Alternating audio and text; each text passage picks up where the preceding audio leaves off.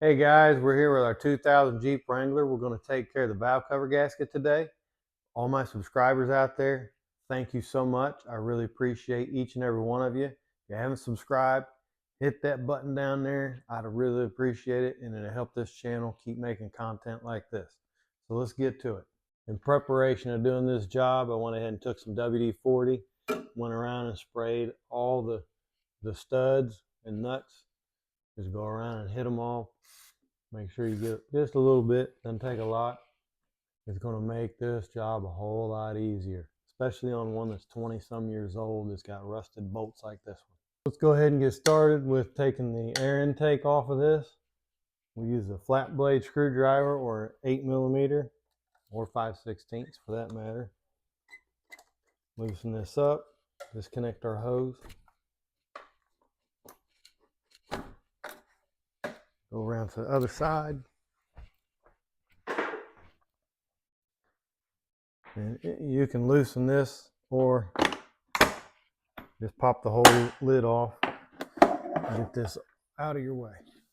Next thing I want to do is disconnect my throttle cable linkage and brackets. There's two 10mm bolts. Say that 3 times fast.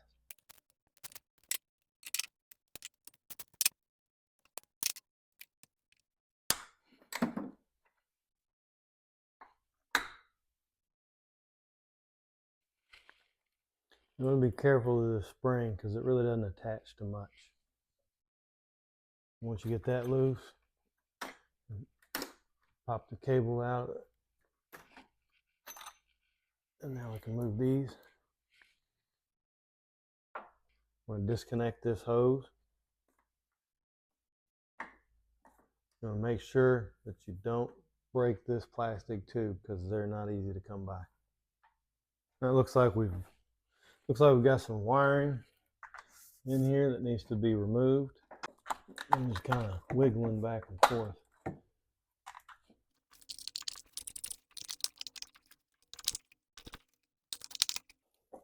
All right, now those are off. Now we can see that this part of the harness runs over back here.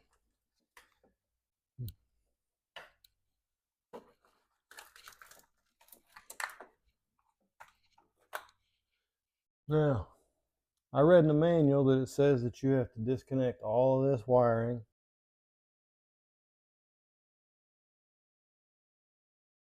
That might be true, but I think we can get it off without doing that. So for now, I'm going to try doing it without doing that. So moving on, we're going to remove this heat shielding.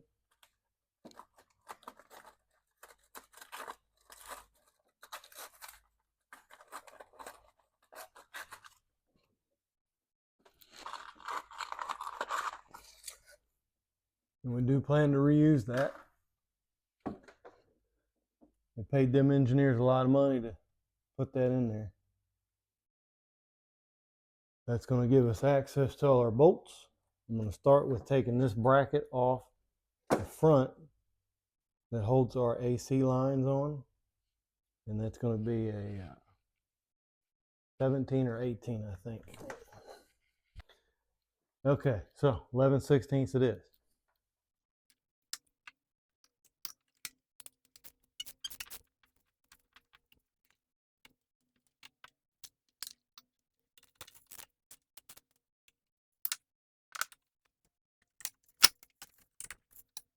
There's a ground strap in the back that needs to come loose. If you can. It too is an 11/16.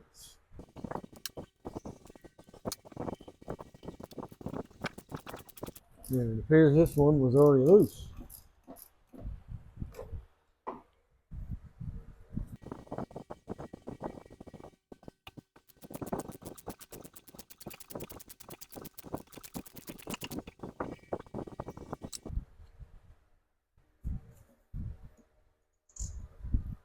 So now it looks like we just need to take out all our 7/16 bolts. that hold the valve cover on.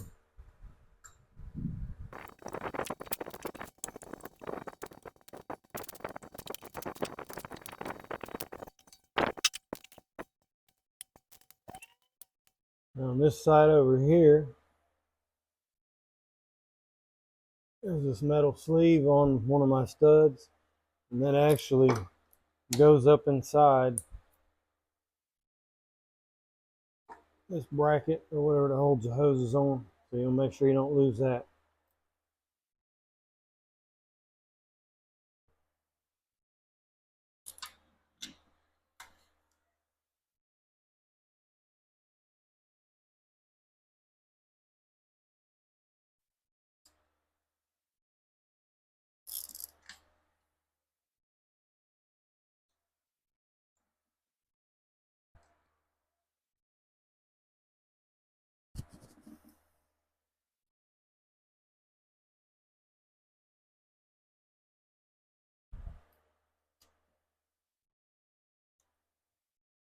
I found this plastic piece stuck on there still, and it appears like it used to be part of this.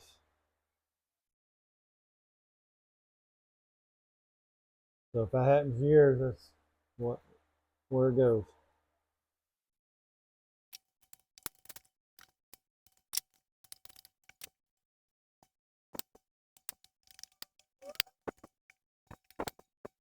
Now you may want to take note to which places did not have studs. So these two up front, no studs.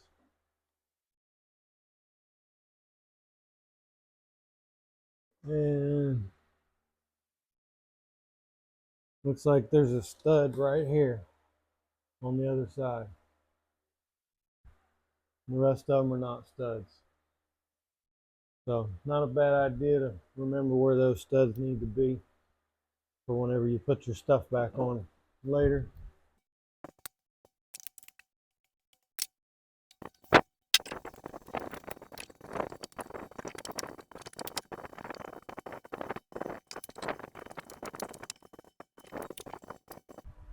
And it looks like there is one on the very back side. Not that easy to get to.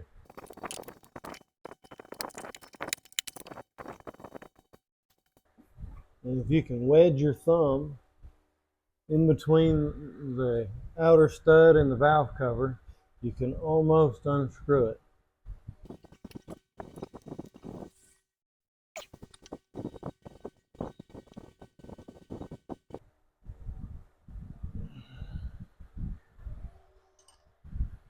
I don't think we're going to have to take the cables loose, but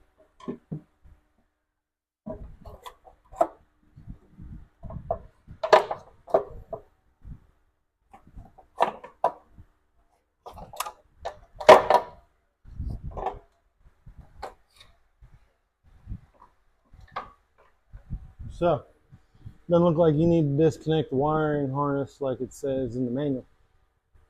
Time saver.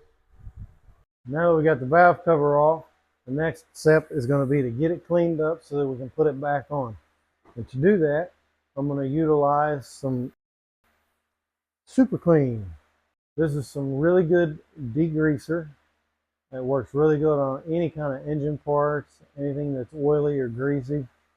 So we'll get this valve cover all cleaned up and see about getting it put back on. Now it's kind of difficult for you to see just how nasty this valve cover is, but let's get you right in there with it. I mean, it's just caked on all the way around. When I say caked on, I mean it is caked on.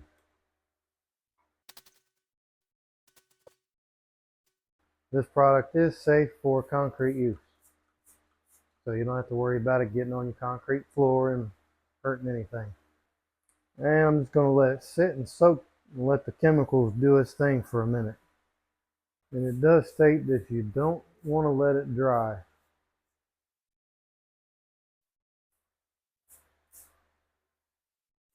but it has already taken a lot of the grime and dirt and stuff off of it. You can see it just washing right off of there.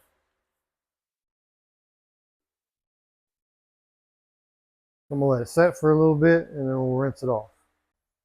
Now we've got it all covered, let it rested. I took it outside where I can spray it off with a hose.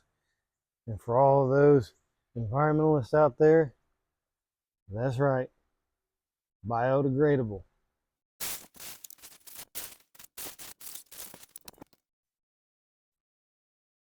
So down inside these crevices, you can see a little bit of dirt and grime left.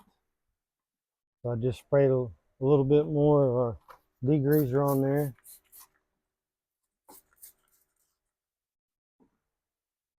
Got me a little giant toothbrush, if you will, and we'll just run back over.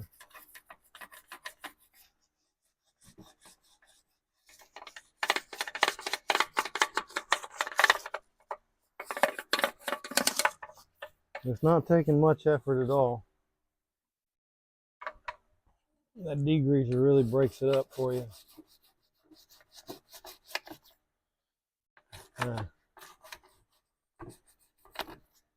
Does a really nice job.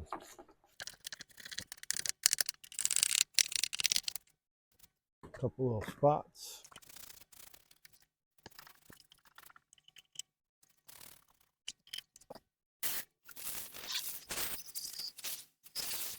And if you're concerned with the underside, you can do that as well.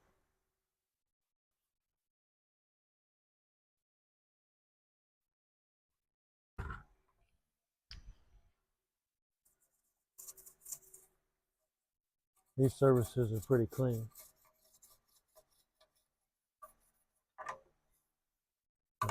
This will rinse off any kind of oil residue.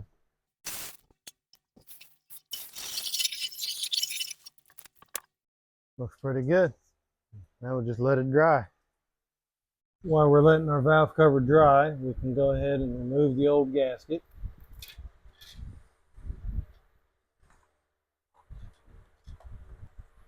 Clean their surface with a new gasket. Spray your rag, wipe the head off with your rag, or use whatever kind of cleaning material you're going to use, but make sure that you keep it from getting inside of there. Now you've got your gasket surfaces all cleaned up. Need to get our new gasket out. If you need one, I got a link for you down below in the description. This particular one comes with all new O-rings and the gasket.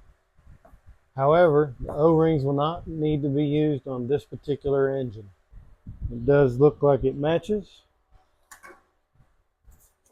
so we should be good to install it.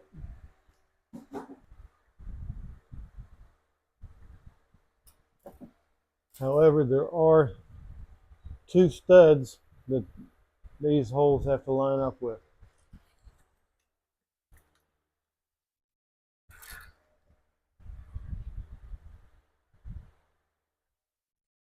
So it can only go on one way, so it's really hard to mess it up. Now I've got the gasket on there. Should be able to get our valve cover set in place.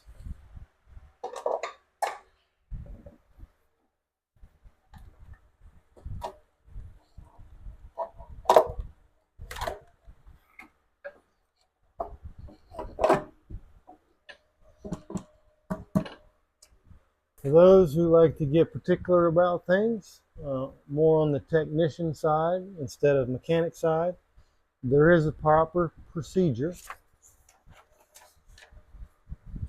to go about tightening these up.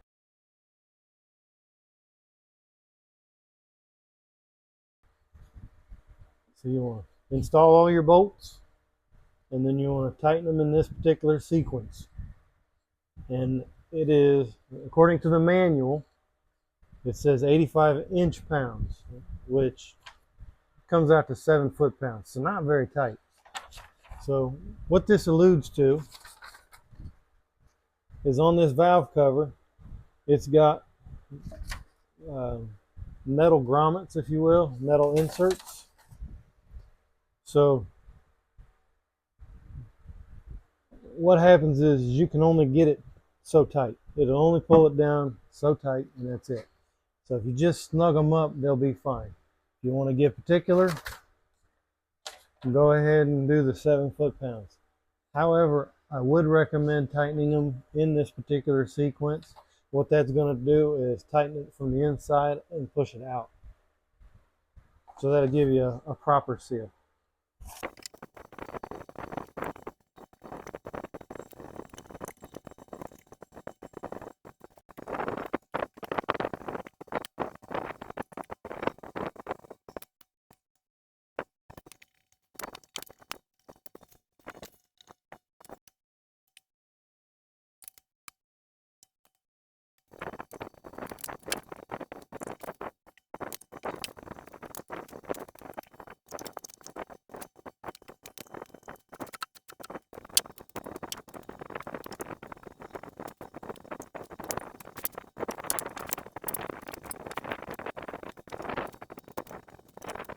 Put the rest of it back together.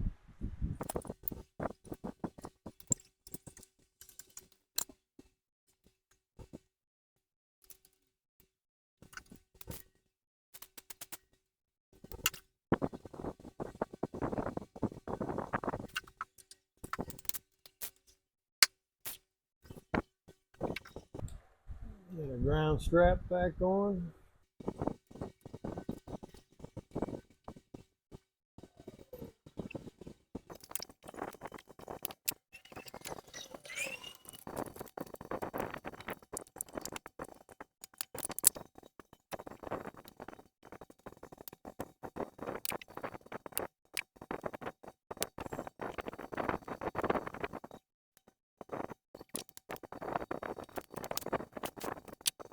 Give it a nice once over.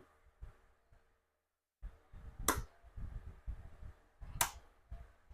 think we need to hook this back up on a stud.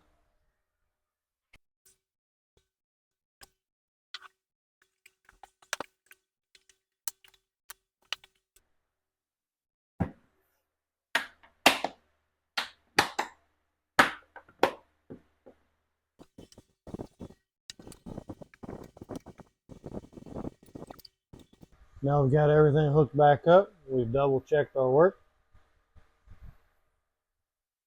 Everything looks good. Now we can move on to the next one. Thanks for watching.